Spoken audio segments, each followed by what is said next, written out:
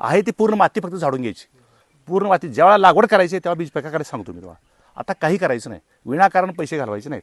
ते मुद्दा करत नाही सर. ते नेहमी जे सांगता तुम्ही जे हां की माती झटकून पाणी जे सोडायचं हे आपल्याकडे इकडे केलं जात नाही. म्हणजे भीती वाटते आम्ही वरचं पावसात जरी पाणी पडतं आपण ती पद्धत सांगतो. तुम्ही काय म्हणता का लक्षात घ्या की हवा मोकळी पाहिजे ना, मोकळी हवा. आता कसं आहे की काळा गरम होते, हवा मोकळी का पाहिजे आहे, मग घरात घरात का नको. पॅक घरात ठेवायचं नाही ना, मोकळ्या झाडाखाली ठेवायचं आहे.